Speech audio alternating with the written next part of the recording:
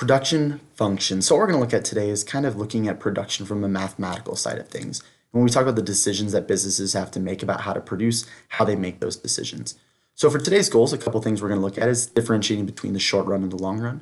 We're going to look at a few of these key ideas with production functions, such as total product, total cost, total revenue, total profit, marginal revenue, marginal cost, marginal profit, product. We're also going to look at how firms maximize their profit. And then finally, we're going to differentiate between economies and diseconomies of scale. So what's the goal of a business? What's the goal of a firm? Well, we know that they want to make as much money as possible, right? If you were to start a business, that would be your goal. We need to understand how they would do this, and not just like, how they make money, but whenever they choose how to produce, what's the best way to do that to maximize the amount of money that they make? So going back to this, we said that all firms have to make decisions about how they are going to use their resources, right? We said they have to decide what they're going to produce, how they're going to produce it, and for whom they're going to produce it. The what to produce is kind of like a decision based on the business. Like they have to decide, what are we good at? What do we have a passion for? What kind of need needs to be filled in our area? The for whom we talked about back with Unit 2 and supply and demand, and how supply and demand curves help determine that. But finally, the how to produce is what we're going to talk about today, in production decisions that have to be made by businesses. So whenever we talk about these production decisions, we say that they're made in two different time frames, the short run and the long run. And the short run is just this time frame in which at least one of these, the factors of production is fixed. And what we mean by fixed is that, like, we have a factory, say, and like in this short period of time, it cannot be changed, right? I can't have a new factory overnight. And we're not saying this is a certain year or month or date length, but we're just saying there's a period of time wherever, like, maybe something like our factory is fixed. The long run is where everything becomes varied. Everything's a variable. So we're going to look at these two a little bit today. We're going to focus first and maybe focus most here on the short run. So short run production. First of all, we want to say, if we want to produce more in the short run, what is it that is varied? We have some fixed things, but what is varied? Well, we typically say labor is varied. I can hire a new worker overnight. And so if we look at our number of workers and maybe the number of workers we hire in that day, we could hire anywhere from 0, 1, 2, 3, 4, and we'll stop here at 5 workers. Now, what's our goal with our workers? Well, our goal is for our workers to make stuff. Maybe let's say we're making pizzas. Well, pizzas would serve as our total product. This column is going to tell us the total amount of pizzas, or the quantity of pizzas that our workers can produce for us in that given day. So obviously with 0 workers, we can't make any pizzas, but with 1 worker, we can make 4, let's say. With 2 workers, let's say we can make 10. 3 workers, we can make 13. 4, we make 15. 5, we make 16. And so you can kind of look at this and eyeball and see some patterns. And what you're doing with that is you're actually solving for, in your head, the marginal product. The marginal product is just the change in the total product. When we add 1 more worker, how much more pizza are we getting? So obviously, whenever we go from 0 up to 1 worker, and we go from 0 of our total product up to 4, we see that we add 4 pizzas. But what about when we go from 4 up to 10? When we add 1 worker from going from 1 up to 2, what's our change in total product? Well, we see we go from 4 to 10, so therefore our change is 6. From 10 to 13, we go up by 3. From 13 to 15, we go up by 2. From 15 to 16, we go up by 1. And so that's our marginal product. It tells us the additional pizzas we get per worker. So then we go to talking about our next columns. We're going to look at the costs. So we're going to see that there are some costs that we always incur. So there's some costs that no matter what we have are fixed costs. I'm going to go ahead and say that our fixed costs are $25. But then we're going to also add in what we call our variable costs. And together those will make up our total cost. That's just the total amount of money that we spend in order to produce whatever given number of goods. So when we have 0 workers, we're going to still have to pay some of those costs. We still have to pay our fixed costs. Let's say our fixed cost is $25. And then let's say also we're going to pay each worker $25 on top of that. So when we hire 1 worker, we have to pay that worker $25 plus the $25 of our fixed costs, and we're going to end up with a $50 as our total cost. When we hire 2 workers, what we're going to see is that we have $50 worth of workers that we have to pay, and then $25 in fixed costs, so we'll have $75 there. When we hire 3 workers at $25 a piece, that's $75 plus the 25 in fixed costs, that's 100. Then we have 125, we have 150. But more importantly than just total cost, we want to understand what we call our marginal cost. And our marginal cost is the increase in total cost for adding just 1 more product. And so the way we find this is by taking the change in our total cost and dividing it by our change in our total product. Or what we're saying is we add this much more money, and by adding this much more money, how much more product do we get? So what we're looking at then is, let's say, going from 0 up to 1 worker, right? How much more money do we spend? Well, we spent $25 more because we made the jump from $25 up to $50. So we spent $25 more, and by spending $25 more, we got 4 more pizzas. 25 divided by 4 gets us $6.25. So that means the additional cost for each additional pizza was $6.25. Well, what about from 1 worker up to 2? We see we spent $25 more to hire that worker, and we got 6 more pizzas out of that. 25 divided by 6, that's $4.17.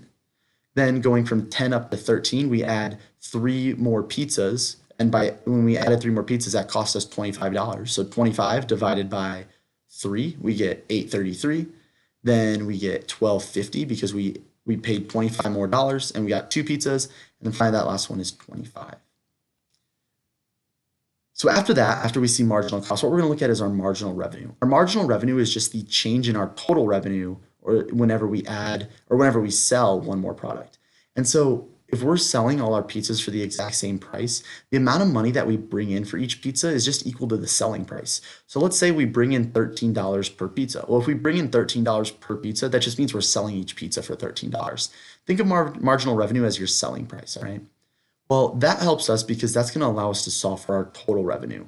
Total revenue is the total amount of money that's going to go into our cash register. So what we're just doing is we're taking the selling price and multiplying that by the total amount of pizzas that we sold. Obviously, when we sell 0 pizzas for $13 a piece, we made $0. How about when we sold 4 pizzas, total product, times $13 in marginal revenue? 4 times 13, that's $52. So we made $52 off our pizzas. Then we made $130 off of our pizzas when we sold 10 of them at $13 a piece. 13 pizzas at $13 a piece is $169. 15 pizzas at $13 a piece is $195, and then finally $208 when we sell 16 pizzas at $13 a piece. And while total revenue is really important for us to see and look at, it doesn't give us the whole picture. Because you might look at this and say, oh, we should hire 5 workers because we make the most revenue. But we need to factor in for something else. We have to factor in for our costs, the money that we paid in order to make those pizzas. And that's what profit helps us do. So whenever we look at profit, profit is just telling us how much money we have left over after we pay all of our costs, after we pay for all those factors of production. So what we do is we take our total revenue and subtract our total cost. So starting off with that first one, we take $0 and subtract 25, and we end up with negative $25. From there, we say $52 in total revenue minus $50 in costs. It looks like we made $2 that time.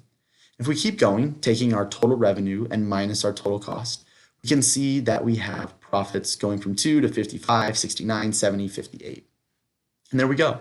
That tells us how much money we make whenever we hire each number of workers. But obviously, like we said, businesses are after the idea of we want to make the most money as possible. So where's the best point at which to produce? In other words, where do we maximize our profit? Well, you might be able to look at this and pretty easily see that, hey, we maximize our profit at $70. But if you were to ever write, we maximize our profit at 4 workers because 70 is greater than all the others, I'm going to mark you wrong because I want you to understand the why behind it. And the why behind it is because we get as close as possible to our marginal revenue equaling our marginal cost without going over. Here's what we mean by that. Let's look back when we hired 2 workers. We said the additional cost that it costs us to make each of those pizzas is $4.17. We sell it for $13.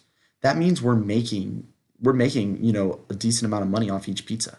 When we go from there, when we say, how about we hire 3 workers, it costs us $8.33 to make each pizza, and we sell each one for $13. Again, still, we're making like $4.67 per pizza.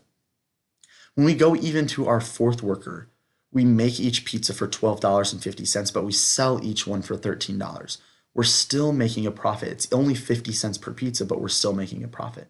But once we hit worker number 5, we see that the additional cost to make each pizza exceeds the revenue or exceeds the amount of money we bring in.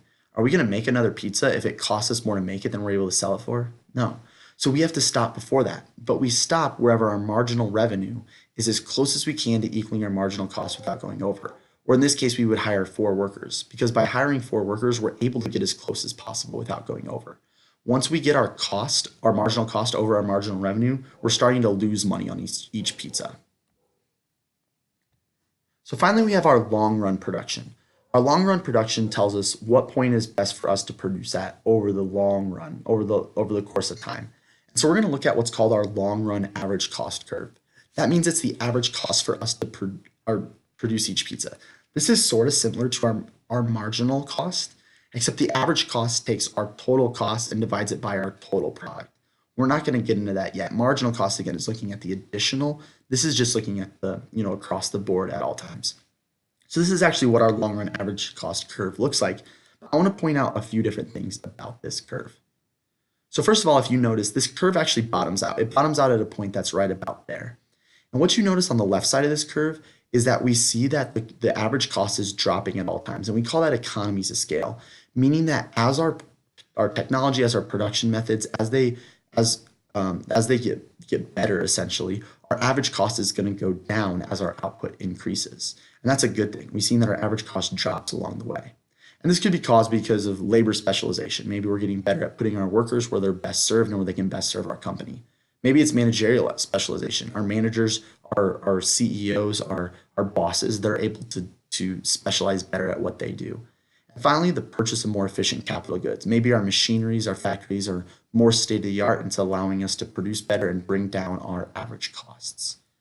However, if you notice on the other side, we see that we have diseconomies of scale. What diseconomies of scale means is that our technology and production methods are actually making our average cost increase as output increases. This could be because our firm grows too big, or maybe we have lack of productivity. Maybe there's just a failure in communication, a failure in management along the way that causes us to be less productive. So obviously that black dot on there is one of the more efficient points on here because it means we've gotten our average cost as low as possible. But remember, again, our goal is to make as much money as we possibly can. Therefore, our goal is always to maximize our profit. And maximizing our profit means that we are operating as close as we can to marginal revenue equaling marginal cost.